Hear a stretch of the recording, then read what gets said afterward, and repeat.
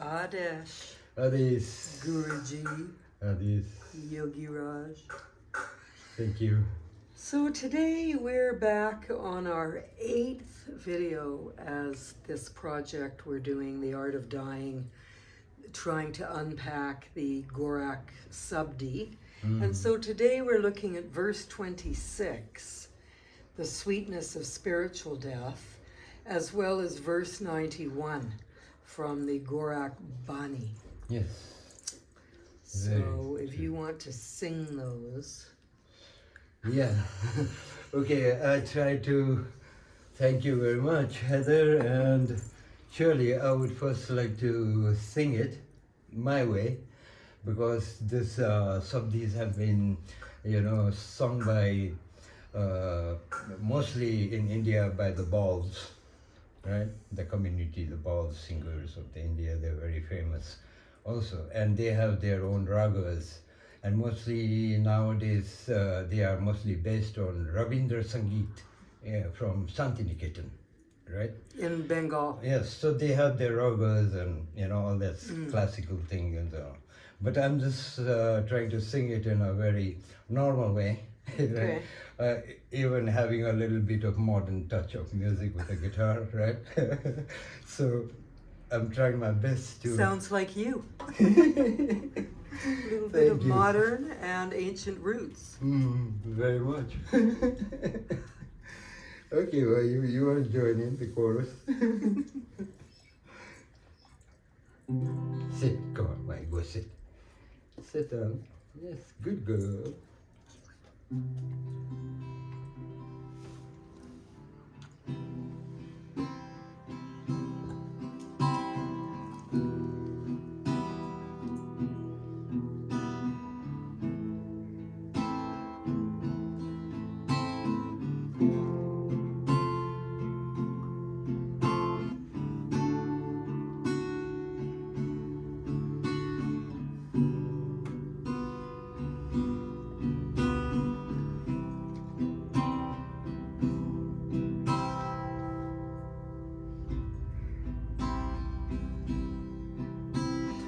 Maro e yogi maro,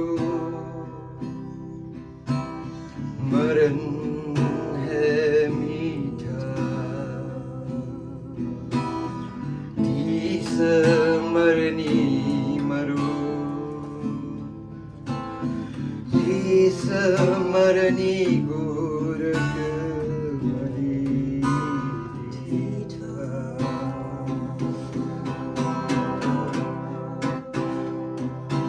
Maro e yogi maro,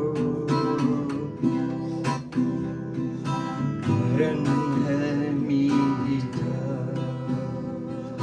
jees marani maro,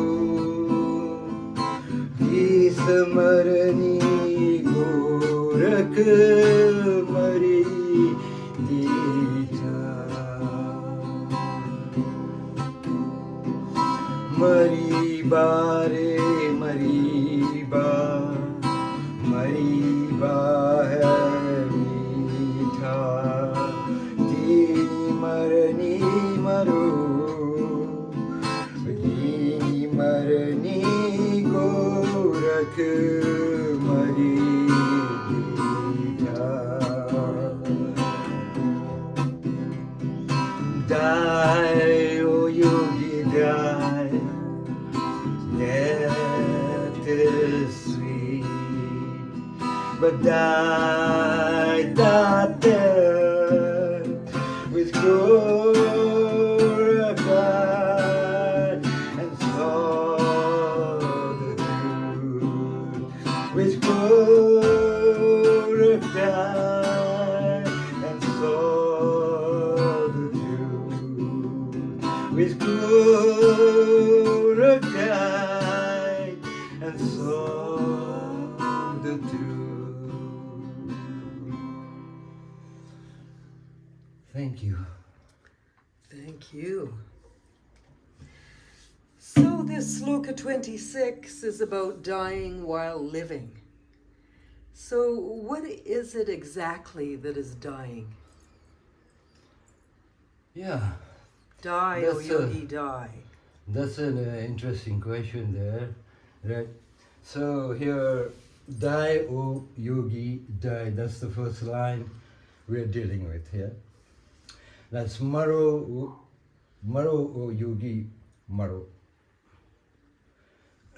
So here, actually, Gorakh is really not commanding us, right, to frighten us here by saying die, right? He's telling the yogi, come on, die, yogi, please die. But here, Gorakh is actually referring to something else, because this is exactly the Sandhya Bhasa, the twilight language that Gorakh is using, right? Because it has a more meaning inside.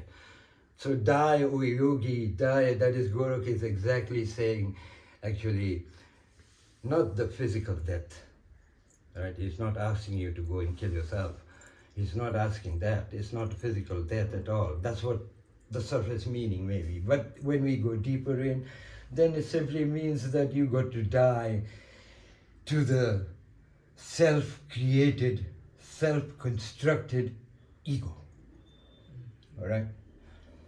And then the understanding how this ego is being created, right, which is related to your mind. And then how the mind works. And then this mind creates those kind of emotions, right, which will ultimately lead you into that. But Gorakh here is saying you have to, right, give up this kind of ego, this kind of self-construct, this covering that we always love to. So some of these constructions are just identification with things like being Nepali, Yes, British, yes, male, female, husband, wife, all of these ethnicities, race, that we cling to, that gives us a sense of who we are, yes. our job, Yes. So our children, our animals. This is what Gorakh is saying. Exactly, he's saying that there, you know, when you identify the body with my personality, right? I am this, my work, right? My family, right? My property. So this, you know, is exactly the covering that Gorakh is talking about, that we use, right? And then because of these coverings, we cannot really find our true selves. So he is saying here, die.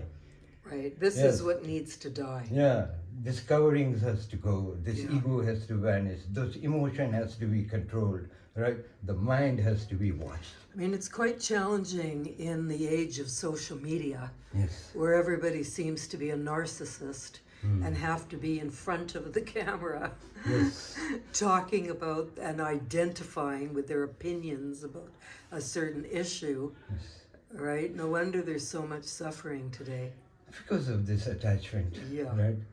All the attachment must go, all the false identity must dissolve, right? All the egoistic emotions that lead to this egoistic structure would help this person to make a covering, you know, this thing should vanish. That's why he's saying die. The covering being the obscurations, the veil of Maya. Yes, it's veiling Right. everything, right? Your true self is lost. So that's what Gorakh is saying by maro, O yogi. So maro. on a deeper level, it's the ego that's dying, it's the death of the false self, Yes. not very the true. death of the body. Yes. Okay. So that's what it is happening, you know, with ordinary people, because they are afraid. They fear of losing that identity that they have created, which is not real, right? So there you can see how they are objected with those, affected by those emotions because of their own doing, right? They're constructing this false self, right, because of the emotions that are helping them to create this egoistic structure. So Gorakh says, die, O yogi, die. Right. So they're afraid of losing those things, but that's what the yogi needs to lose. Yes, very true. The yogi is trying to get out from here, detach himself from all these egoistic attitudes, right? Withdrawing ourselves. So the yogi wants to lose all these kind of things, the identity, the false one, right? Awareness remains. Yes, the only thing that remains in the end is when we clean all this dust, then the awareness shines. That is the sahaja shines, right? And that is the consciousness that shines, right? The pure consciousness. And then the next line is death is sweet. And so how is suffering transformed when death becomes sweet? Yes, this is the objective of Gorakh's verse, the stanza, right? So here he is totally explaining death, right? And what kind of death, right? And he says this death is sweet, very sweet, right? So why is he saying it is sweet? For a person who wants to be, enlightened, who is a seeker, right? So for him it is important to see and realize this truth of the innate self. So in order to do that, the yogi has to die and give up all those things, right? Those egoistic attitudes, the egoistic, constructions, right? And all the outer world, right? That does not actually matter, right? So all these things he's asking us to die, right? That is death. And that death is so sweet. Why it is sweet? Because once you get out from this, right? Once you start detaching yourself slowly from this Maya that holds us, then that means we are withdrawing our mind also, because now our mind is not going into these things, right? Now our mind is becoming more calmer, more silent, right? More comfortable to deal with, right? And slowly the yogi is trying to bring the mind to a rest, right? A complete peace, the feeling of complete security, right? Safe. And then when the mind is in that state, then the awareness starts shining, because you have cleaned the dust from the mirror, right? So that's why he's saying it is sweet. When the ego dies, Sahaj shines. Yes, very beautiful, So here he's saying the Sahaj shines, Sahaj. That means it's so easy, right? When you go to that state of easiness, right? That's what Gorakh says, like we discussed this before also, right? That means where we have to give some effort and where we become effortless, right? And when we become effortless, then the Sahaj is setting in. It's becoming easy for you now, right? To awaken your awareness. Right? So here you see it's very beautiful. So Sahaj begins to shine. And also nothing real is dying. It's only the illusion. Yes, it's all an illusion. It's just Maya, right? And then we just have to understand that it is an illusion and not fall for the illusion. Right. And forget our true self. Right. So in the third line, what death is Gorakh referring to when he says, die that death? Yeah, so that's the next line there. We see that Gorakh says, die that particular death. So here Gorakh is referring again to the same thing. That is the ego, right? So your ego, you should kill it, right? You should die. You should not, enhance that ego, right? You got to kill it. So here, that's why he's saying, die that death, right? And whatever the ego is attached to, mostly the outside illusion, samsara. Right. right? So that's what he's saying here again, to die that particular death, right? So the ego dies. Death of ignorance. Yeah, death of ignorance. And that the ignorance is That's dead the when you are liberation. alive. Right. Right? So that is what you got to kill, right? Destroy when you are alive. And that is the most important death. That's why he calls it sweet also, right? That is the sweet death, and that So- death. It sounds like there's actually two deaths. So one is the physical body, and then the other is this inner Death. self. Very true, because here we False can, self. yes, we can Ego. amplify death further. I mean, branch it out into two parts, right? That Gorakh is talking about. Here we talk about, Gorakh is talking about the first death. That is the inner death, right? That is the death of the ego, right? And the connection of the ego with whatever there is on the outer world, and then how we are attached to it. And dying that, right? Forgetting that, getting out of it. And that is why it is important. So that why this death is like known as the first Mahasamadhi. Right. Right? So during the first Mahasamadhi, the seeker is alive, but he has died to the world. And it is necessary for the seeker to die in order to see his innate self. Right. Right? To awaken his awareness. Mm. Right? To shine that mirror, clean the dust. So it is necessary for the yogi to die. So how So that do is you... the first death. Okay, so the first Mahasamadhi. Yeah, this is known How as... do you explain Mahasamadhi? Yeah, and then the other one, right? The Mahasamadhi, which we can see. Why? Because it is in the outer world. Right? It is happening there. Right? So The that's re- the physical body death. Yes. So the real Samadhi has already taken place in his heart. Right. Right? In the seeker's heart, in the yogi's heart. And he is already in a deathless state. Right. Right? Like he will never die now. Right? Now only his mortal remains, that body is there. Right? Right. And when his body becomes useless, right? And so that is the death of the body only. Okay, so by the time the physical body dies, the true yogi has already died to ignorance. Yes. And So- so he becomes deathless. He is deathless. He is now immortal, in a sense. You know? He'll never die now.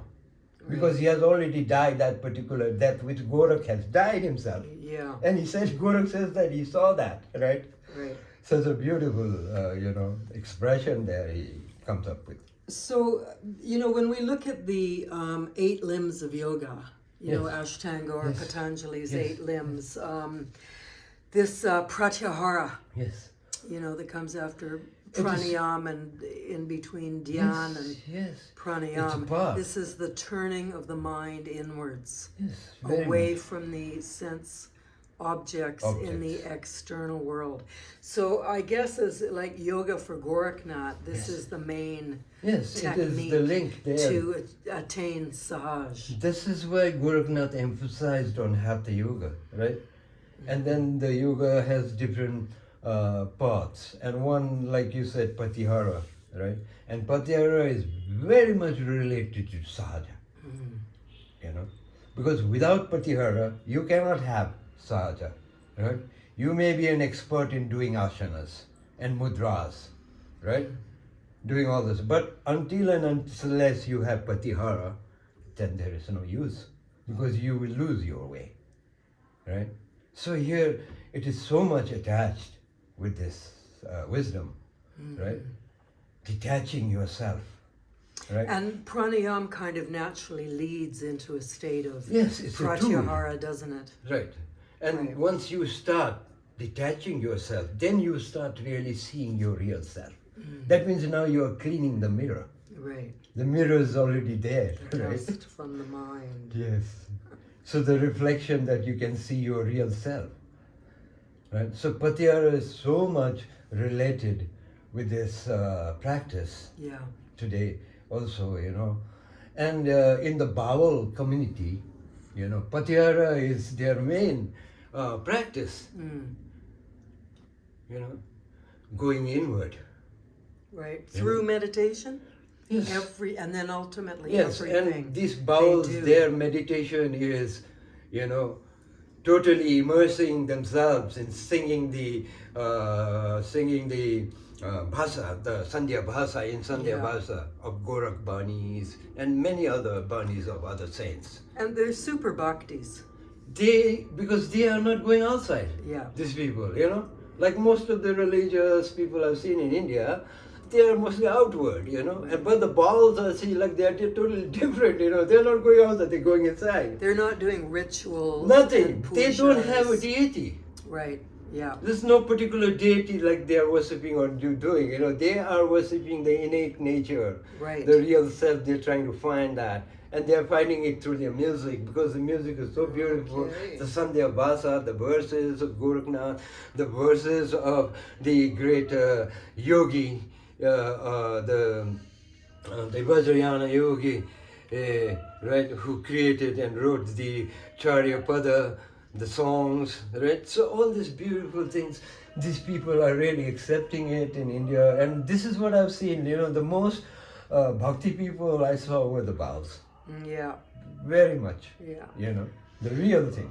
Okay, so the death of the ego, which is the death of the false self, leads to seeing true knowledge. Yes. Your true innate. Yes, the science. Yeah. So this is direct realization, inner darshan, and seeing the inner guru. So I'm just curious about this notion of, by dying this particular death, Gorakh, he died and saw the truth. Yes. So what did he see? And, how are you unpacking that? Yeah. That we've already talked about. Yes, that is also maybe most... looking at the idea of seeing and deep. Yes, so there Gorakh says deetha, right, in his verse. Deetha. That is, I have seen. Right? And seeing is totally different from imagining. Right? Reading about. You're reading about or hearing about some stories. It's totally different because seeing is total presence and the witness. Kind of It's the true experiencing. witness, right? Right. And Embodying. Gorakh is not seeing with the outer eyes. He's totally seeing with his inner eyes because he's always inside. Right? Right. So that is important. That's what Gorakh is trying to teach us also, right? That you got to see yourself, and then you will see that yourself, you will see the real man, the inner being that is inside you. Right. You will see that. Right?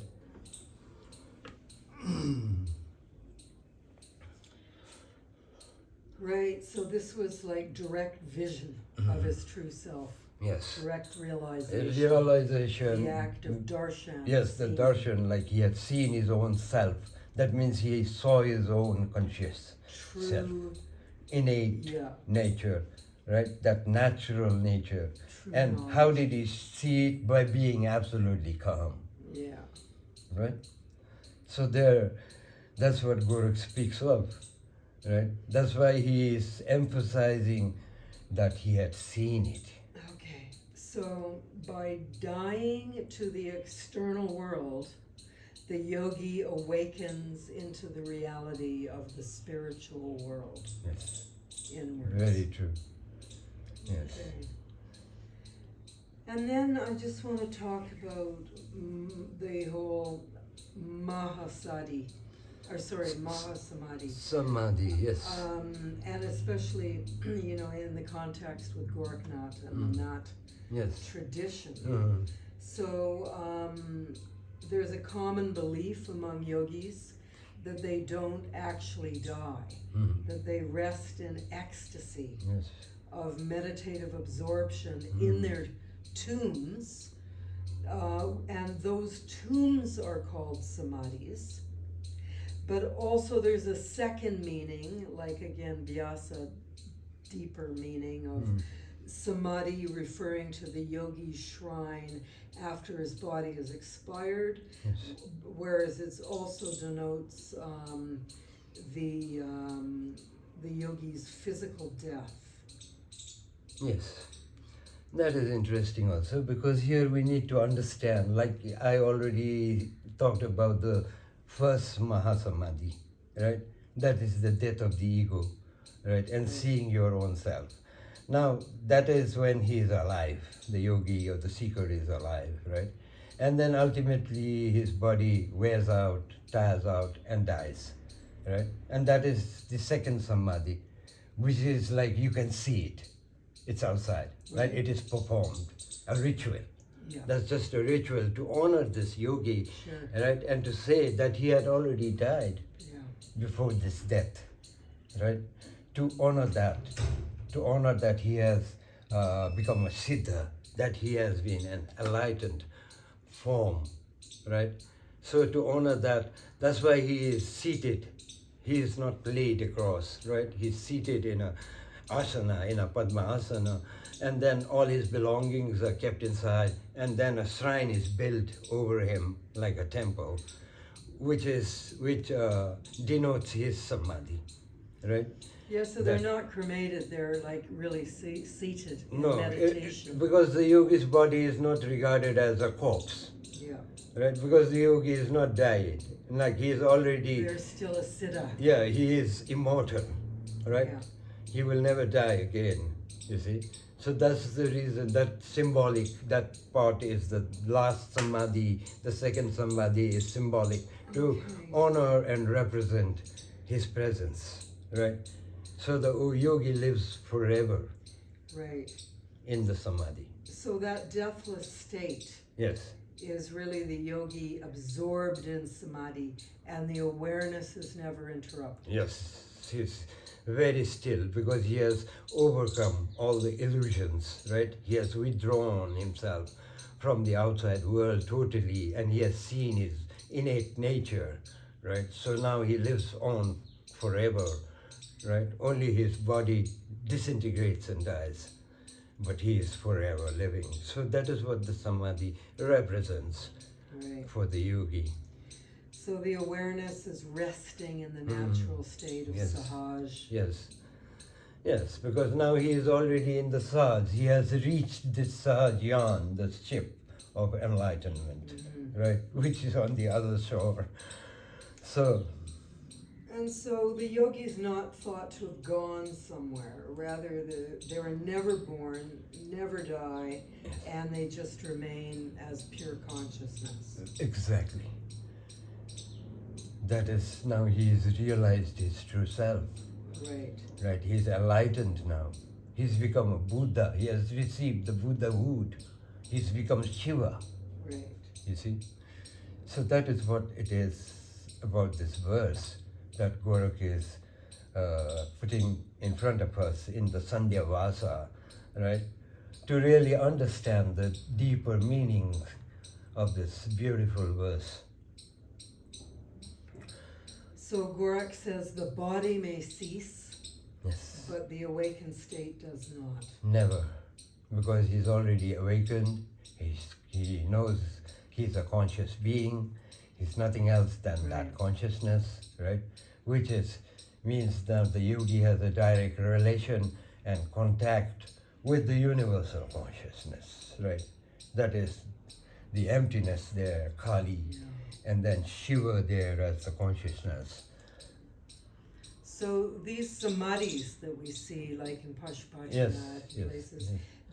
they're not simply graves. They are not graves. We do not call them graves because the the body is not regarded as a dead body, as a corpse. You know, it's still regarded as alive. So The that's why. person died before the body died. Yes, because he is already dead to the world, and he has enlightened himself. And the Vajrayana Mahayana Buddhists also have a similar belief, Practice, yes, very much.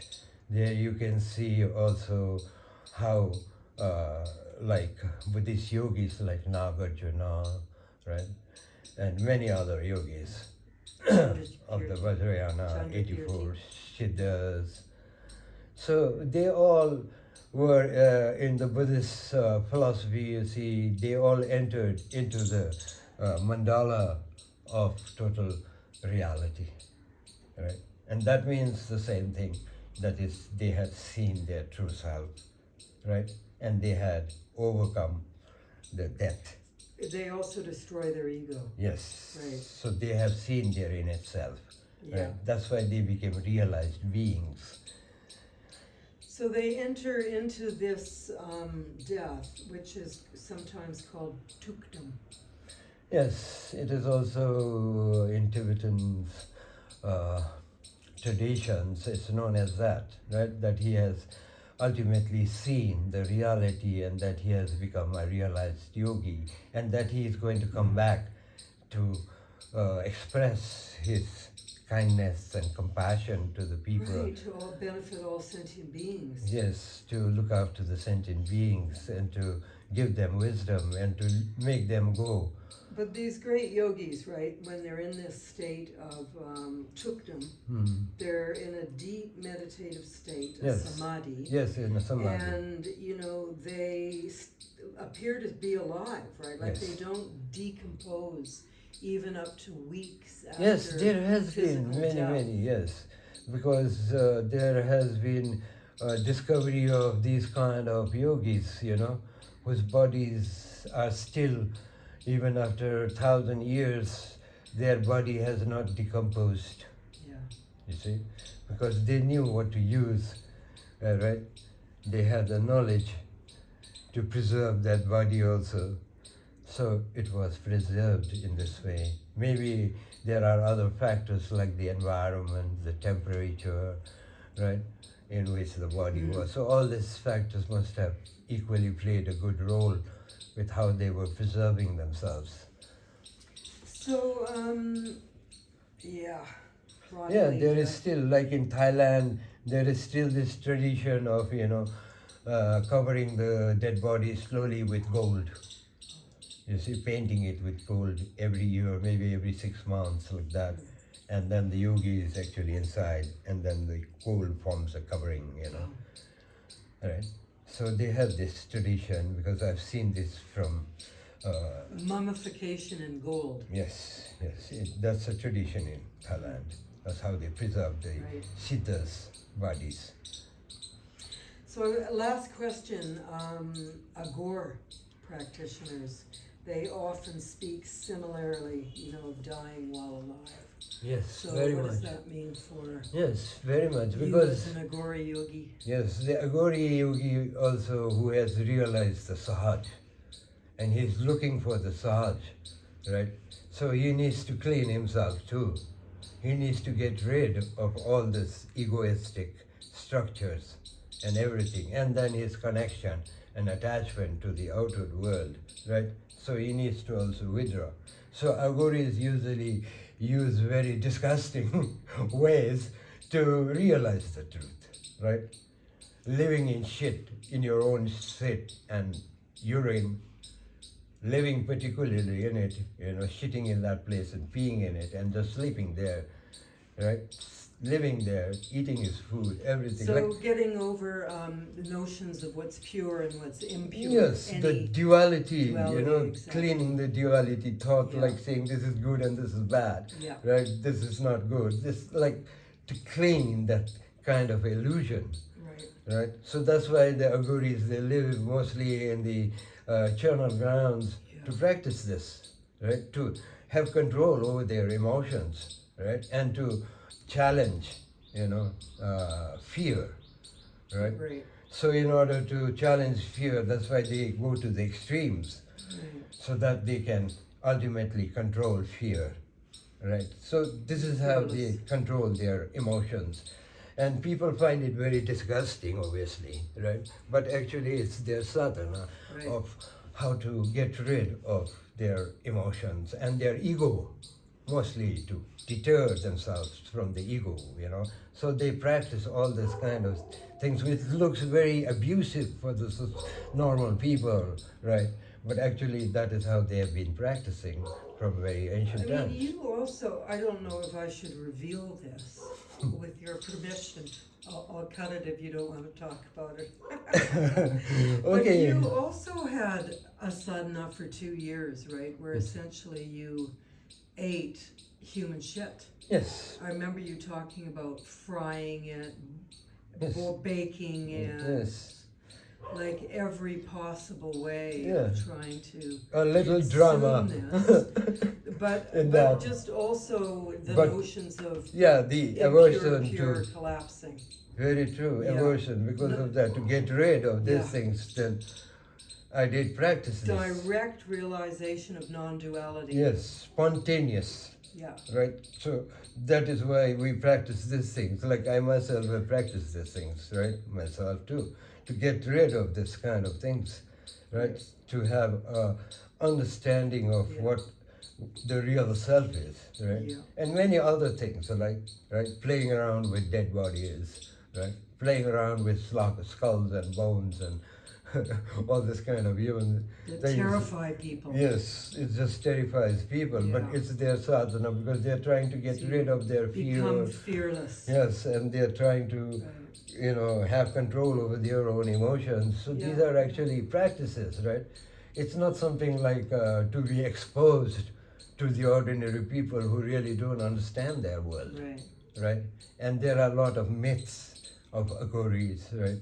Like they think like Aghoris are cannibals, but they really don't Yeah. understand their sadhana, the true sadhana, how they have to live in very isolated place, right? And especially in samsans, and especially doing sadhana naked, Yeah. Absolutely, even not wearing a small string around your body. Difficult to do that in the world these days. Yes, it's very difficult because you won't find a spot like that. Fewer and fewer. Yes, there are cameras everywhere, satellite will get you. Yeah. They follow you, the satellites. And then, like, also Aghoris are known to be antisocial, have antisocial behavior. Yes, because And people you think that. did another sadhana Yes, where you pretended that you were mad, yes, ball. psychotic. Yes, ball. That's ball sadhana. Because ball means mad.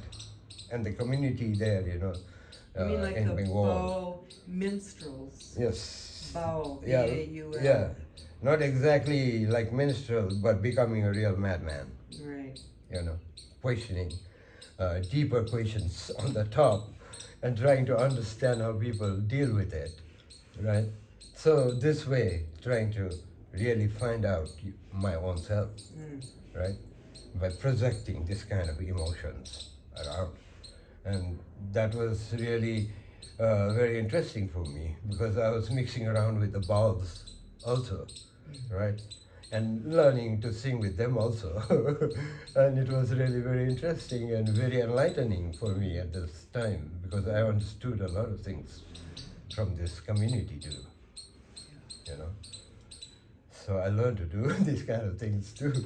And then, it really comes down to you, it gives you the tools, the skillful means to be both compassionate Yes. and to have total equanimity Yes. no matter what. What the world outside is trying to, right, impose on you, right? So all these things are there. Yeah, so it's been quite a nice talk. Thank you. Adesh. And this.